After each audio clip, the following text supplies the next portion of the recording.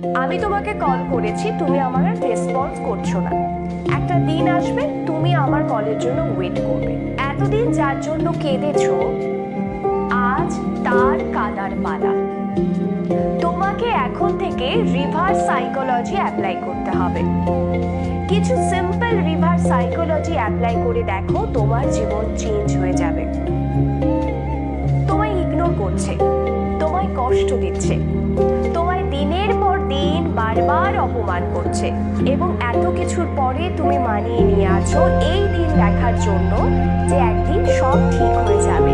একদিন তো তোমাদের মধ্যে দুর্দান্ত কেমিস্ট্রি ছিল, একদিন তো সে অনেক রোমান্টিক ছিল, তোমার অনেক কেয়ার করত। কিন্তু সেই দিনটা কবে আসবে যখন সে আবার তোমাকে ভালোবাসবে, আবার তোমাকে প্রায়োরিটি দেবে, ইম্পর্টেন্স দেবে? আমি বলবো আজ থেকে দেবে, যদি তুমি রিভার্স সাইকোলজি ঠিকঠাক অ্যাপ্লাই করতে পারো। রিভার্স সাইকোলজির কিছু সিম্পল বিষয় আমাদের মেনে চলতে হবে। সবার প্রথমে কি মেনে চলবো? চেস করা বন্ধ করব, কারো পেছন পেছন ছোটা আমাদের বন্ধ করতে হবে।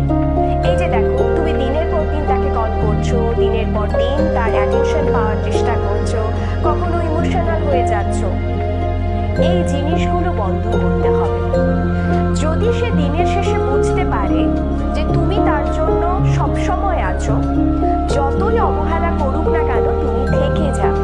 সে যদি এটা ভেবে নেয়, তোমাকে টেকেন ফর গ্রান্টেড করে নেয়, সে যদি জানে তুমি পেছনে যাবেই, তাহলে কিন্তু তোমাদের সম্পর্ক খারাপ হতে বাধ্য। দেখো, তুমি তার সাথে কথা বলার জন্য তার পায়ে ধরছো, সে ব্লক করে দিচ্ছে, কল কেটে দিচ্ছে, তুমি তারপরেও কিন্তু তার সাথে কথা বলতে চাইছো। এটা আর করবে না।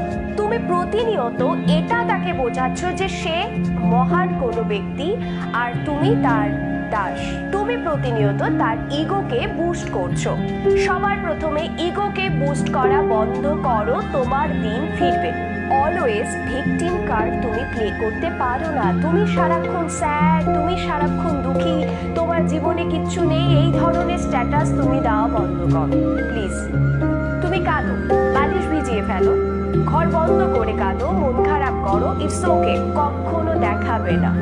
তুমি তোমার পার্টনারকে হয়তো দেখাতে চাইছো, বন্ধু বান্ধবকে দেখাতে চাইছো যে তুমি কত দুঃখে, বিকজ আমরা এটা করে ফেলি আমাদের ভেতরের ফিলিংস থেকে, এবং এখানেই আমরা ভুল করি।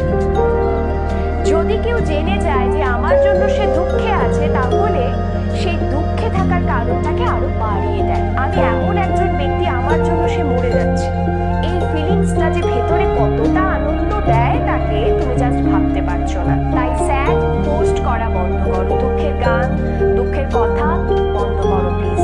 এটাকে কিছুদিনের জন্য বন্ধ রাখতেই হবে। নাম্বার 3, তাকে এমন ট্রিটমেন্ট দাও সে তোমাকে যেই রকম ট্রিটমেন্ট দেয়। তার মানে সে তোমাকে যদি বাবু সোনা করে, তোমার কেয়ার করে, তুমিও তার কেয়ার করবে। তাকে জাস্ট আয়নাটা দেখাও। অবহেলা করলে কেমন লাগে এটা বোঝানোর জন্য তাকেও ইকুয়ালি অবহেলা করাটা জরুরি। আমি তোমাকে কল করেছি, তুমি আমার রেসপন্স করছো না। একটা দিন আসবে তুমি আমার কলের জন্য ওয়েট করবে। এই রকম ভাবে থিঙ্ক করো, তুমি লজিক্যালি ভাবো। সে তোমাকে কখন মিস করবে? যখন তুমি তার কাছে কম অ্যাভেলেবেল হবে। নিজেকে এত সহজলভ্য করে তুলো না। দেখো, একটা সময় ঠিক তোমার কদর সে বুঝবে। নাম্বার 4, আমাদের লাইফে অনেক কিছু আছে, পড়াশুনো আছে, জব আছে, ফ্যামিলি মেম্বার আছে, ফ্রেন্ডস আছে, আমাদের প্যাশন আছে,